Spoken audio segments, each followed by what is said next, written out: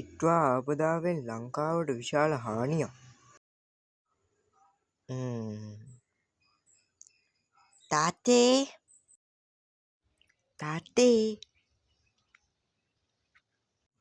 මොකද බං උඹ ඔය කෑ ගහන්නේ? තාත්තේ මේ පාර නත්තල් සීයා එනවනේ. උඹට පිස්සුද බං?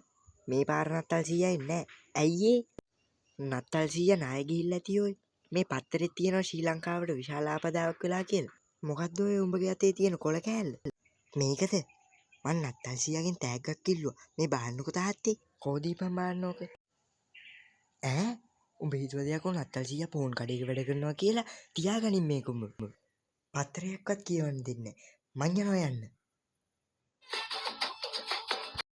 සබ්ස්ක්‍රයිබ් කරන්න.